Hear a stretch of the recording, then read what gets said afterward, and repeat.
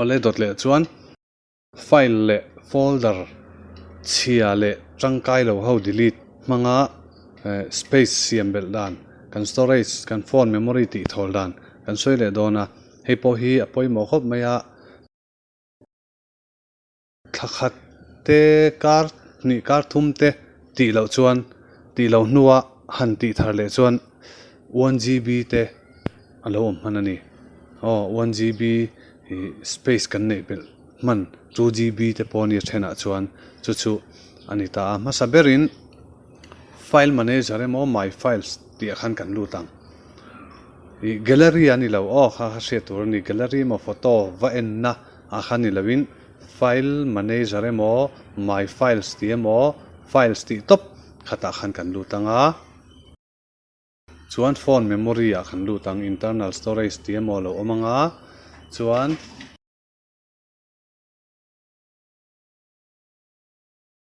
WhatsApp kan lutanga database alo omtani database hei hi omje chu pali lo omtlar tha a WhatsApp in backup ani tani chu alian the emma group omna te tam phei chuan chu tikhana kha tokin alo om bel zela delete lo chuanin tuna po ka phone om ringot thi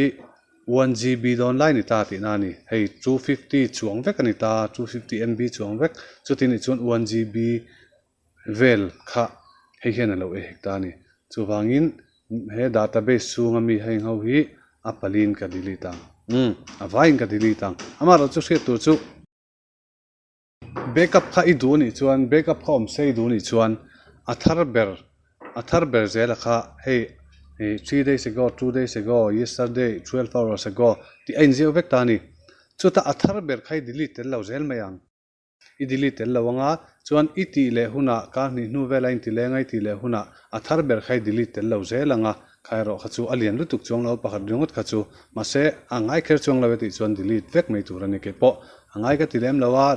changkai ka mang changkai lem lo chu wangin avain database sunga om zong hi delete pop ngamani kan delete chuan media kan kalang media khan hei WhatsApp image alo om tani heng hi chu WhatsApp image kan han hon chi alom ho kha chu kan thalak poimo ho khani tani kan du a kan download kan gallery om ho khani tani mase tool ve mi lo kham tani chu send ta hen om tani send folder kha kan han hong le ta a ti chuan hei ke ma pop pali a omani hei hi ka delete send folder a thalak ka delete vek turani a send folder a thalak kan delete khan kan gallery mi engma bo lo ni send kha chu thalak mi kan bathon khani a kan thon na source file a heta kan memory pa ngaya om kha abo tel ve don chuang lo ani kan send history ringot ani a entinan video te poni thau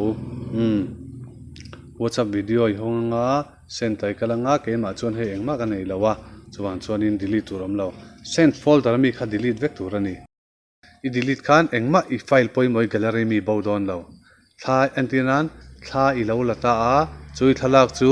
I thian te moi chung te I va thon zuai ta a I thon zo a khan send folder a hin valu ta la image a send folder a chuta I thalak thon lo om kha va delete ta la heta I camera I thalak I gallery mi kha bo ve don lo ti nani engma bo don lo hemi chuanga mi hi ain delete ve satli top dona kha khan space am tak ai hek ve thina video te ponia audio te po di han send folder mi kha tokin delete thin tur ma ro chu se tur ro chu status in ei line ni chuan tina ni thalak pakhat status a WhatsApp status ai lo da me kani chuan kha I delete tel chuan status kha bo chuang lawin a blur dona a fi lo vek dona ni chuan status in ei chuan khami khai select tel lawang nei line ni chuan status khai select tel lawang chuan I back anga chuan ei ka phone a hian hidden file ka show me ka hidden files show khan atang kai vena chu hei share ti folder lom tani hei chu hidden file so lo chuan lang thei lawa share ti a khan kan luta ka select all a hei lo om cheu mai ni tam chak em ni heng te hi lian chu ni lo hei chu ma ro chu nok ve sim ma chuan dot share ti chunga mi kha ka delete le vek ani delete vek tur ani hidden files kan so khan chuan thamsa chuan om lova henga ten omem heng te poi lo om kan delete ang khang kha file share vek ti na ni chuan kan backang ti khan poimo tak phat kan soi le don ta ni android folder a kan lu ta tuna kan soi tur hi mithiam le ke ai thiam jok le hre jok te point ti lo tur I data zong zong I los don an ti awanga mitam takin an ti ngam lo ania mase keiman ka phone hi voi tam tak ka ti to a mi phone min ron pan te pon ve thina min ti te pon ve thina chung ho te po ka ti sak a engma WhatsApp message abo lawa Facebook in lookout lawa gallery thalak poimo data poimo pakhat ma hi abo lawani ni chu wang chuan ati ngamani maro chu I thu ania ati tu thu nia ti hian chin fi taila back chu olokila abul tangin in lo ti ngam lo pal khan awi om ve boxia alian theilu tu ka khami folder chunga thilom pha antinan ka photo gallery kan enang hei chin chi ula thalak om dan hi hei thar ber honi ta a in chin chi anga chuan ka WhatsApp kan hong le ang hei hi ni ta ni hei kan hu veka message eng ma bodon lawani gallery mi po bodon lo Facebook po hei tianania ein lookout don lo eng ma data bo tur om lawani azo a in en le chinang chuan file sa kan lut lenga angai ang chi khan internal storage sa android folder lo om ta ni chuan android folder chung khan data lo om ta ni hei tak hi lian thei em mai ni ka select all a delete mek so yang khan hei hian data zong zong min lo tir vek awangin ti lo tur ti ziak anom thina maro chu adik lawani ka ring keima hen ka phone hi ti hian kar khat dana akha tok in ka tia mi ka phone memory full a hei thalak delete tur ka se to lo ka ui to hlom lu tuk engting en yang tia min ron pan tu te po ti hian ka lo ti sak chin an thalak pakhat po abo ngai lova an WhatsApp message pakhat po bo ngai lova engma problem an nei ngai lawa ke pon problem ka nei ngai lawani maro chu ki ai se jok le thiam jok ten ti lo tur anti awangin kha kha chu I thu ni se lai ti le ti lo kha chu ma se ke ma chuan phone engem zat model sang Redmi te Micromax te Xiaomi te Realme te Sony te ponia Samsung te po khang kha voi tam tak ka lo ti to a pakhat ma hi bo le buai pha kha om lawa a effect ve deu chu application khami kan delete ho ami application ho kha